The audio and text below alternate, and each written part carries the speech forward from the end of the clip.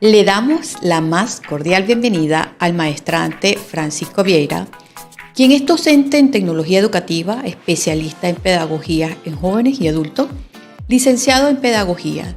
Sus intereses profesionales están relacionados con el uso de la tecnología en la educación en sus modalidades presenciales y a distancias y mixtas, tanto a nivel formal como informal. Se desempeña como docente en licenciatura de pedagogía, es asesor virtual, colabora con el Instituto Politécnico Nacional como diseñador y es responsable de la formación presencial a distancia en la Asociación Civil UNO Cordes. Él es de México y nos acompaña con el tema construcción de portafolios digitales con páginas web. Bienvenido, Francisco, gracias por su valioso apoyo en nuestro tercer citado. Bienvenido. Ok, ¿qué tal? Buenas tardes. Quiero agradecer la participación en este tercer Congreso Internacional sobre Tecnologías del Aprendizaje y el Conocimiento, y me gustaría presentar mi aportación llamada Construcción de Portafolios con Páginas Web. Presenta Francisco Jesús Vieira González al 21 de septiembre de 2019. Igual quiero agradecer a cada uno de los que han participado para que se pueda dar esta oportunidad y compartir un poco de lo que he realizado.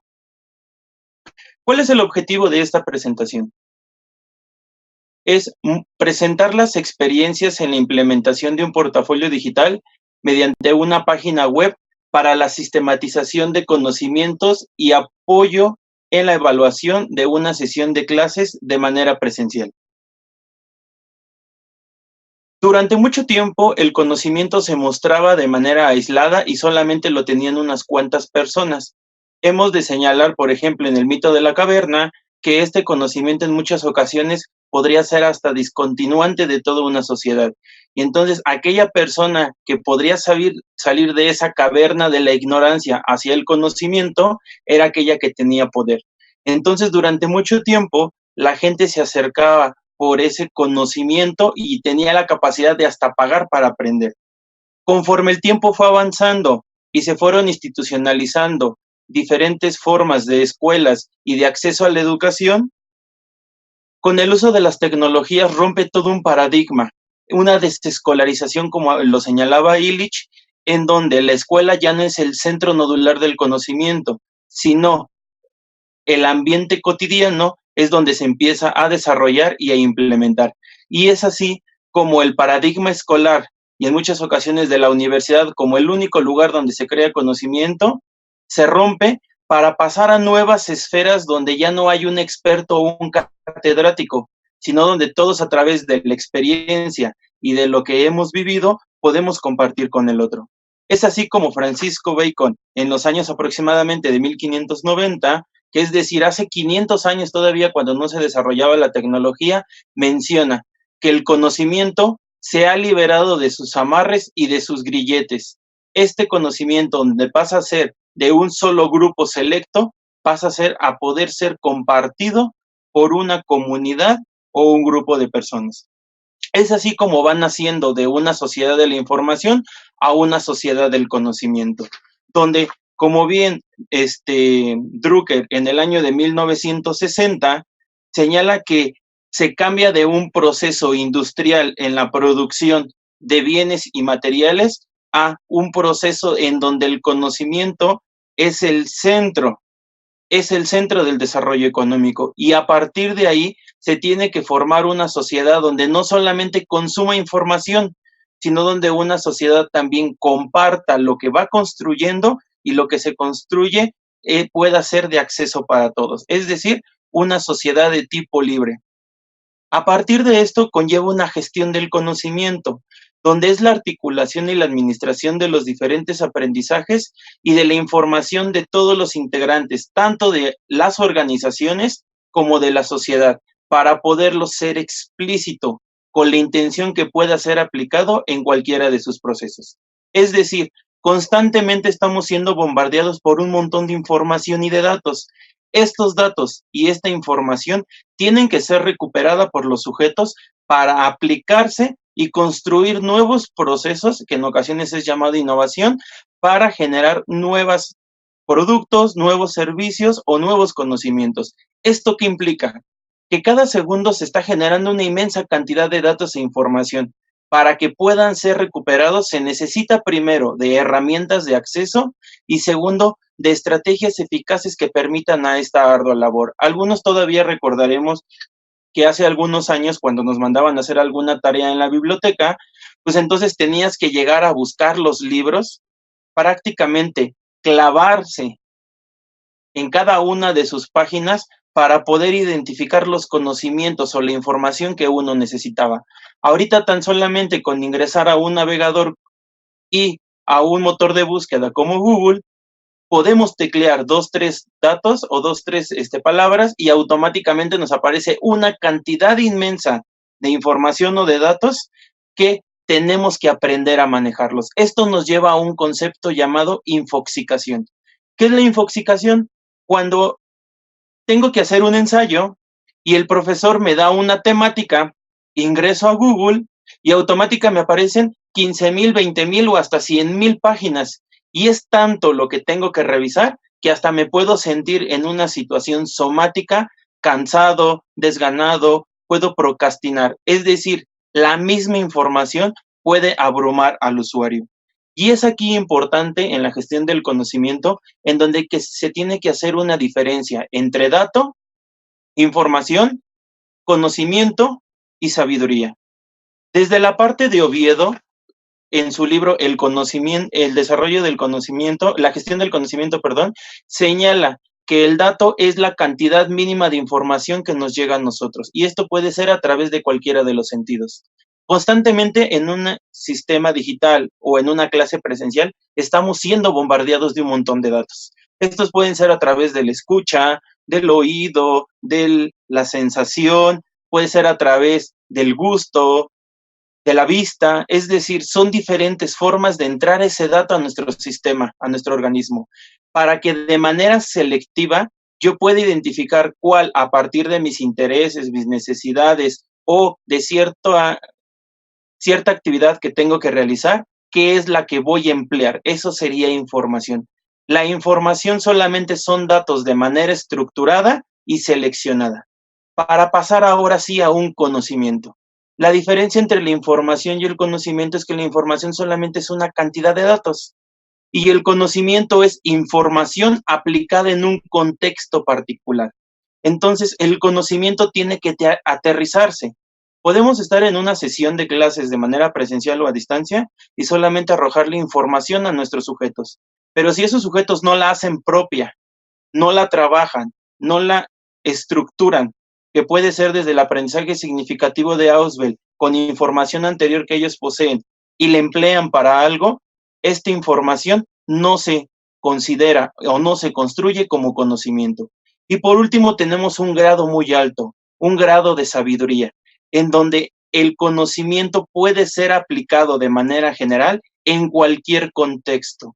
Y este conocimiento puede ser válido y funcional sin importar la situación o el momento en el que se encuentre.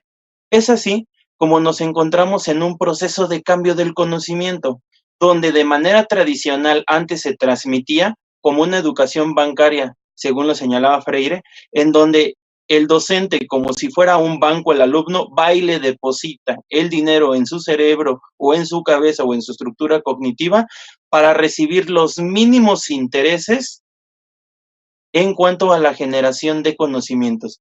Entonces, todo proceso de conocimiento en la actualidad tiene que llevar a una co-creación. Es decir, yo te enseño, pero al mismo tiempo tú también me enseñas.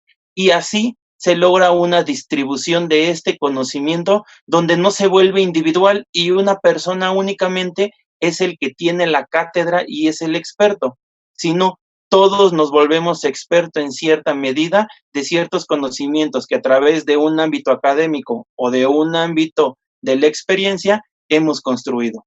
Y solamente se puede distribuir a través de la comunicación. Esta comunicación puede ser de tipo sincrónico o de tipo asincrónico, ya sea de manera presencial en una interacción sujeto-sujeto o puede ser a través de una interacción sujeto-objeto, como puede ser una persona con una computadora o una computadora, un dispositivo móvil o una tableta con una persona. para así llegar a una personalización. Es decir, de todo el conocimiento que se está regando en la actualidad, solamente alguno lo vamos a tomar y lo vamos a hacer propio. Por eso ya se está hablando actualmente de entornos personales de aprendizaje, en donde el alumno o el estudiante toma sus propias decisiones de qué desea aprender. Podríamos decir que este es un círculo completo, pero nos haría falta la implementación. Porque si no se personaliza y no se aplica, solamente tenemos información. Y desde la visión de esta teoría, que ahorita voy a hablar un poquito, es implementarlo para generarlo de manera concreta en un aprendizaje y un conocimiento. Y es así como llamaremos la creación del conocimiento desde la teoría del conectivismo. Esta idea de la construcción del conocimiento viene a través de los procesos que se han desarrollado con la web, en donde hemos tenido una web 1.0, en donde antes, principalmente en los años 90, era una transmisión de información. Alguien publicaba en un sitio y otra persona solamente entraba para revisarlo.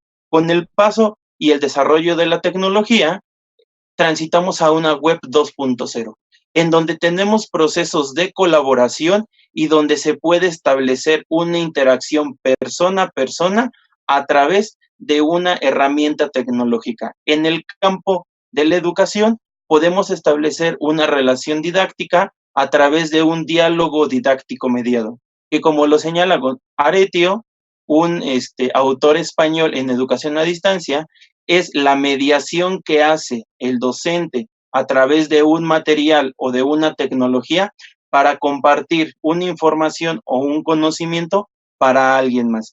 Entonces, en los entornos 2.0, la colaboración es importante. Es aquí donde surgen los blogs, las redes sociales y los chats para podernos comunicar uno a uno en el mismo momento, uno a muchos o muchos a muchos. Ahora, la web 3.0 nos plantea un desarrollo hacia una estructura semántica, donde ya no es solamente un contenido de manera literal, sino es un contenido de manera articulado donde yo comienzo revisando un tema y a través de hipervínculos, hipertexto o manejo de web semántica, yo puedo revisar más accesos. Este ejemplo podría ser Wikipedia, donde Wikipedia ingresamos a un solo texto y si hay una palabra que no conozco, existe un medio para poder ingresar a otra opción y pueda yo seguir informándome. Ahora, no solamente quedaríamos en la web 3.0, que es la que estamos viviendo en la actualidad, podríamos hablar de una web 4.0 basado en la inteligencia y en el Internet de las cosas, donde el Internet se introduce en nuestra forma de vivir y nos facilita los procesos que normalmente haríamos, como por ejemplo abrir una puerta, manejar un automóvil o procesos de realidad aumentada o realidad virtual. ¿Esto qué conlleva? Esto conlleva que constantemente, al estar ayudando a un sujeto o a una persona en su entorno cotidiano, se están generando una cantidad de datos. Esta cantidad de datos pueden ser recuperados por algún servidor y entonces se puede tomar decisiones sobre los mismos. Y es ahí donde viene el concepto de minería de datos, que es tanta la información que hay que empezar a seleccionar de todo esto para tomar decisiones. Y en la actualidad estaríamos hablando ya de una web 5.0, aproximadamente en los años por ahí del 2030, es un planteamiento, en donde la web ya no solamente sea de tipo interactiva, sujeto con objeto que está conectado a Internet, sino tengamos una Internet de tipo emocional, una Internet de tipo basados en la neurociencia, que como nos comentaba anteriormente nuestro ponente de hace 2 participaciones o 3, es cómo yo sujeto puedo tener una acción con el objeto sin olvidarme que yo soy la parte importante del aprendizaje. A partir de ahí, de esta web 4.0 y el postulado que tenemos de la web 5.0, se plantea un proceso de conectivismo que todavía está pendiente si es una teoría del aprendizaje, todavía está en su discusión epistemológica, pero que tiene como bases que el conocimiento se aprende en la diversidad. En la diversidad solamente podemos construir a través de la comunicación. Y esta comunicación no es unidireccional, de uno a uno, sino es en la conformación de nodos, donde todos tienen cierta información que pueden compartir y que son expertos y talentosos desde su área. ¿Esto qué implica? El desarrollo de redes, porque puedo aprender de manera directa con un profesor en el salón de clases o puedo romper este paradigma, encontrarme en una videoconferencia como estamos ahorita o a través de una red social o a través de un espacio de trabajo como un chat y todos podemos aportar por todos. Y es decir, el conocimiento en ocasiones ya se encuentra fuera del ser humano. Este se encuentra en aplicaciones y en dispositivos donde lo importante ya no es la cantidad de información, de datos o de conocimientos que tú tienes, sino es la validad y la capacidad que tienes para discriminar información de toda la que existe en la web y principalmente en Internet. Entonces nos dice que la capacidad es mejor que el resultado. Este proceso implica que es mejor enseñar al alumno a aprender con el uso de la tecnología que enseñarle un conocimiento único y que se considera válido, que seguramente en 1 o 2 años, como nos comentaban algunos de nuestros ponentes, ya no tendrá validez, porque vienen nuevos que los reestructuran o hacen un rompimiento paradigmático y totalmente los cambian. Por lo cual, aprender de manera constante es importante. El aprendizaje de tipo continuo y el aprendizaje permanente es base para todos los procesos actualmente dentro de la economía del conocimiento. Entonces, no hay que generar procesos lineales, hay que generar conexiones, donde estas conexiones sean de conocimientos y donde aprendamos a decidir qué información nos es válida para tomar una decisión y qué información, en su caso, puede ser contraria para el objetivo que estoy esperando. Entonces, todos nos conectamos con todos en la actualidad. Ese ejemplo de LinkedIn, en donde tú puedes conectarte con otra persona que no sabías que existe, actualmente se desarrolla también en el ambiente del aprendizaje.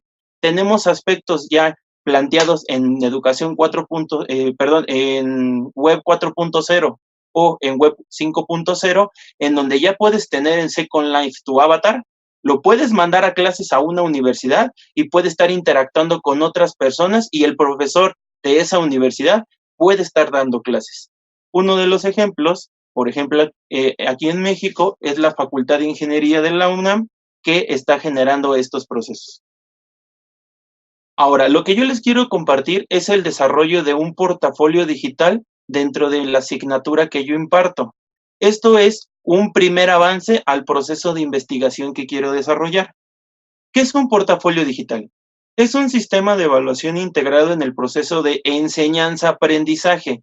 Aquí hay que tener mucho cuidado con este autor, porque enseñanza-aprendizaje nos parecería que alguien enseña y automáticamente alguien tiene que aprender. Ahí tendría que ser en un proceso de enseñanza y aprendizaje, porque no nos conlleva que alguien al utilizar un portafolio digital necesariamente que enseñe, va a hacer que el estudiante aprenda, pero sí puede ser una gran herramienta para lograrlo. Consiste en una selección de evidencias o muestras que tienen que recoger y aportar el estudiante a lo largo de un periodo de tiempo determinado y que corresponde con un objetivo concreto. Estas evidencias permiten al alumnado demostrar que está aprendiendo, a la vez que posibilita al profesor un seguimiento del progreso de este aprendizaje. Y, según Jones 2018, sus usos pueden ser a través de métodos de transición, donde nos puede servir para tener evidencias entre un nivel educativo o un proceso educativo para llegar a otro. Es decir, deja el sustento para que el nuevo profesor que retoma a este estudiante en un aspecto escolar pueda tomarlo como un proceso diagnóstico. Puede ayudar al aprendizaje al señalar los objetivos, los procesos, dar las indicaciones. Un portafolio digital también puede hacer un proceso de demostración en donde el mismo docente u otros compañeros compartan a los otros lo que están haciendo y, como en este caso se utilizó en mi experiencia, como un método de evaluación. Es decir, que no solamente yo lo utilicé al aspecto final, que esa era una de las intenciones, sino durante su transición y su implementación, me di cuenta que las 4 poco a poco se iban conformando. ¿Y cuáles son los beneficios de un portafolio según Barragán 2005? Ayuda a evaluar tanto el proceso como el resultado, motiva al alumno a la reflexión sobre su aprendizaje, desarrolla un trabajo colaborativo, promueve la capacidad de resolución de problemas y estructura las tareas del aprendizaje para que puedan ser consultadas por cualquier integrante del entorno educativo.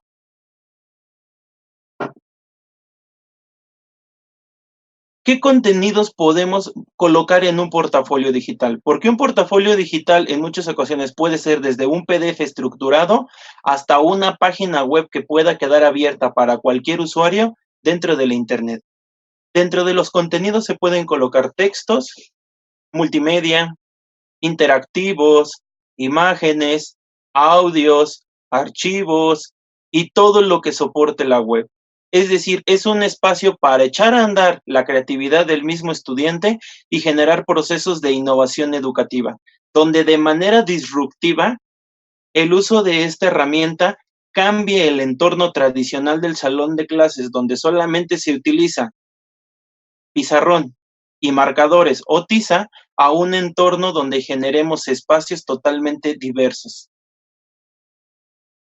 Una parte importante que analizar es la huella digital, porque dentro del proyecto que elaboraron mis estudiantes en la generación de un portafolio digital en la web, esto permitía que ellos pudieran arrojar datos e información en un primer plano para compartirlo con alguien más. ¿Esto qué consiste? Que esta huella digital son todos los datos e información que ya se encuentran en Internet o que vamos a colocar, ya sea por propia interacción, porque yo hice una actividad y coloqué mi nombre, o por la actividad de un tercero, que este está disponible para cualquier usuario desde cualquier navegador web. Y por eso es importante identificar que las redes sociales son espacios principales donde se crea huella digital. Y la huella digital es todo el paso que tú vas generando, que en muchas ocasiones no se puede borrar. Y es así como brinda un marco de referencia para entender la vida virtual que construye una persona. Tenemos sujetos que tienen una vida real y a veces dista mucho su vida digital, no solamente basado en redes sociales, sino también lo que se encuentra en las páginas de Internet. Es importante señalar que este portafolio digital ayudó también a la concreción de su huella digital de cada uno de los estudiantes, donde una forma fácil de poderlo identificar es ingresar, por ejemplo, a un navegador. Y si yo quiero saber qué huella digital he construido o han construido conmigo, solamente coloco mi nombre completo entre comillas y automáticamente me van a arrojar cuántos resultados existen con relación a mi nombre. También incluidos las imágenes o los archivos o todos los documentos, eventos, congresos, videos, todo lo que yo he generado en Internet. Esto es súper importante para un estudiante que está construyendo todo un camino profesional, porque en la actualidad muchos de nuestros alumnos, al construir esta huella digital, puede ser una facilitación para el momento de encontrar trabajo en un lugar laboral o le puede entorpecer. Esto me permitió también hablar con ellos de la responsabilidad de los datos que compartimos, porque si esta información cae en manos contrarias, podemos sufrir hasta una desgracia. Entonces, esta huella digital en la elaboración de los portafolios digitales es fundamental, porque al publicar algo en Internet, tú te haces notar. ¿Cuál fue el nivel de incidencia de este portafolio digital? Primero, a nivel personal, el alumno construye una huella y esta huella se difunde de tal manera que deja un historial de manera correcta dentro del Internet. Al docente también le dejo un nivel de incidencia porque al colocar mi nombre dentro de sus diversas entregas que están en línea, yo también me hago responsable de lo que están presentando, tanto ellos a nivel personal como también a nivel académico, porque yo como docente también represento una institución. Entonces, esta institución llamada Universidad Nacional Autónoma de México, en el momento en que un alumno publica algo que no sea de la calidad o que no sea verdadero, automáticamente afecta al docente y afecta a la institución. ¿Y esto qué implica también? que tiene hasta una incidencia nacional. Una de las situaciones que acaba de suceder en México es que se suscitó que en un Twitter una persona hizo un señalamiento muy fuerte hacia una autoridad política. Pensaríamos que no tiene ningún nivel de incidencia por la libertad de expresión que tú tienes, pero al momento de volverse masivo y comunicarse en las redes sociales, esta persona tuvo dificultades a nivel personal, a nivel institucional también con la empresa que trabajaba, al grado que le generó un problema. Por eso la publicación de cualquier documento o cualquier archivo que contenga un nombre personal en la web conlleva un nivel de responsabilidad. Y por último, los derechos de autor, en donde dos tipos de derechos se respetaron, los derechos patrimoniales y los derechos morales, ya sea tanto de la misma persona que crea el recurso, donde ahí se les propuso utilizar una licencia tipo Creative Commons con las características que ellos definieran y también respetar lo que el otro ha construido. Porque a veces tendríamos la idea que en el ambiente educativo yo puedo recuperar cualquier cosa, puedo recuperar libros, puedo recuperar videos, imágenes, y las puedo utilizar porque no genera un bien oneroso, es decir, no tengo un pago o no tengo una compensación económica por su utilización. Entonces fue entender al alumno que aunque uno construya en un ambiente de Internet, se tienen que respetar los derechos de autor digitales. ¿Cuál fue mi experiencia de aprendizaje? Se desarrolla en la licenciatura en Pedagogía de la Facultad de Estudios Superiores Acatlán de la Universidad Nacional Autónoma de México, en la asignatura de Diseño y Elaboración de Recursos Didácticos en el periodo 2019, que abordaría el año pasado, con la que estoy generando mis procesos de investigación. Pero esta experiencia ya tiene 3 años, en donde a través del error y solucionar ese tipo de situaciones, se ha tratado de ir mejorando una mejor práctica. ¿Qué se les pide al estudiante? El estudiante tiene que generar un portafolio con evidencias, por lo cual utilizamos Facebook como un ambiente en donde ellos tienen acceso a toda la información. Aquí mismo se les comparte videotutoriales utilizados con una herramienta llamada Screencast para que a través de ver el videotutorial en casa construyan su propio portafolio digital. Es importante señalar que esta materia luego es un poco complicada, porque al momento de diseñar los recursos didácticos necesitamos del uso de un salón de cómputo cuando vemos la parte digital. Salón de cómputo que en ocasiones, por situaciones de infraestructura, no se puede utilizar porque otro grupo lo está empleando, o situaciones como que no se pueda por la falta de internet. Entonces se generó, pensando en un proceso del aula inversa mediante videos, hacer un cambio en donde la parte teórica presencial la viéramos en clase y la parte práctica la llevaron a cabo dentro de su casa con las propias herramientas que ellos tienen. Y comenzamos con el uso de una herramienta en Wix. Ellos construían toda la parte de interactividad, la interfaz, hasta veíamos los derechos de autor y iban colocando diversos recursos conforme ellos consideraban importante que su huella digital fuera a quedar de manera correcta. Entonces tenía un inicio, una introducción donde ponían un cuadro comparativo solicitado y su currículum vitae y los recursos didácticos que ellos construyeron para que al final tuvieran un punto de contacto por si a alguien le interesaba su material, se pudiera comunicar. Es importante señalar que en todo momento este portafolio digital cambia el paradigma del trabajo que nos sirve en el aula, en el sentido de que es un trabajo cajón. El alumno hace su tarea, la entrega, se evalúa, se guarda en el cajón.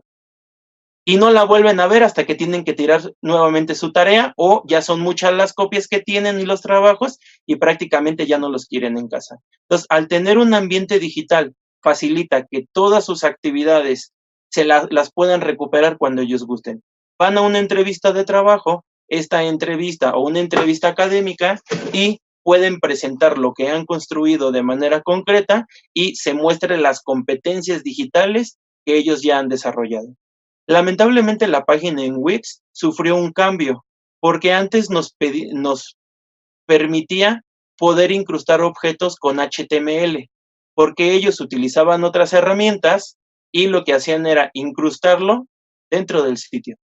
Wix, al hacer un cambio dentro de sus políticas, ya no permitía incluir HTML a menos que se hiciera un pago.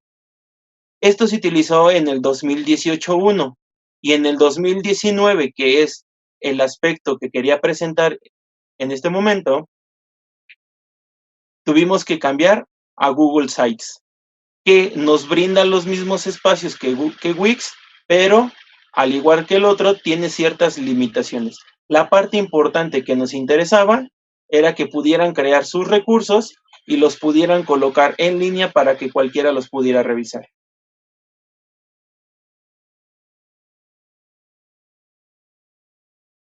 ¿Cuál fue la estructura solicitada? Tenía que tener su portada, un análisis comparativo entre recurso didáctico, material didáctico y objeto de aprendizaje, curriculum vitae, los recursos basados en gamificación, videotutoriales, presentaciones, mapas conceptuales y algunos otros que quisieran colocar, y por último, las fuentes de contacto.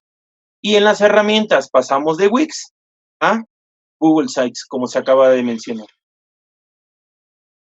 Esto nos generó un proceso llamado la espiral del conocimiento, que es una teoría generada por Nonaka y Takeuchi en 1995, donde los mismos estudiantes, al compartir sus espacios de creación en Facebook, donde todos pueden ingresar, no era solamente mi proyecto de manera individual, sino era un proyecto que cualquiera podía realizar. Entonces, este conocimiento tácito que es mío, que me pertenece, que yo lo tengo, lo voy a socializar para que se vuelva explícito. Y en esta explicitación lo externalizo para los otros. A través de esta externalización que es contextualizada a la unidad de aprendizaje que estábamos cursando, ahora sí, se conceptualiza por el alumno y se combina con sus conocimientos previos para generar uno nuevo. Es decir, que se genera un explícito para que a través de la relación con lo que sabe y con lo que tiene que hacer, se internalice, ahí hay un error, no es internacionalización, se haga propio y a través de integrarlo quede dentro de sus estructuras propias. ¿Esto qué significaba? Que era una espiral. Entonces, un compañero publicaba algo, el otro lo revisaba y podría generar nuevas cosas. Y el otro revisaba eso y entonces se generaba todo un nodo de conocimiento en donde parte importante era el videotutorial que brindaba, pero también lo que iban generando ellos, al grado que en el Facebook, como un espacio asincrónico de comunicación, se empezaron a compartir soluciones de problemas tecnológicos, pero también cómo podrían mejorar sus propios proyectos. Esto que los hacía responsables a nivel social de lo que estaban aprendiendo y de lo que iban a compartir en la web. Y solamente compartir las dos imágenes que ya habíamos visto hace ratito sobre los dos entornos, tanto en Wix como en Google Sites. ¿Cuáles fueron los resultados? 1. Los estudiantes asumen un rol activo. Aportan a la construcción de la sociedad dentro del conocimiento. Potencian sus productos para compartir en un entorno colaborativo. Construyen habilidades digitales. Respetan los derechos de autor, tanto propios como los de otros. Y por último, sitúan su aprendizaje. Es decir, que se contextualiza y al hacerlo en un ambiente abierto como puede ser Internet, asumen el compromiso de las implicaciones que se pueden encontrar. Y principalmente lo que se generó fue un cambio del proceso de las TICs como métodos de información que a veces se utilizan para dar solamente datos a un proceso de conocimiento recreador, en donde ellos lo utilizaron como una tecnología del aprendizaje y el conocimiento para la solución de sus aprendizajes. Y también como un modo de empoderamiento de su propio proceso, como un TEP, porque ya no era solamente para aprender, era también para tomar sus decisiones y apoyarse entre ellos. Así pudieron generar un conocimiento creador, es decir, un TIP, que es una tecnología en donde ellos investigaron, crearon, construyeron y publicaron para compartir en un ambiente. Entonces, es decir, que esta tecnología, donde la TIC solamente es la asimilación de información, se convirtió en una TIP, que es un proceso de divulgación. Este divulgador innovador, no innovador por nuevo, innovador porque según el contexto tiene variantes diferentes de lo que se hace para poderlo compartir. Todavía ahí tendríamos que hacer algunos procesos para hacer algunos cambios y construirlo como una tecnología de redes y neuronales artificiales. Dentro de mi clase fue una experiencia sorprendente porque yo lo pensé en TIC y terminamos utilizándolo como TIC. Por último, me gustaría compartirles solamente esta frase que dice: cuando hay ganas, todo se puede. Muchas gracias.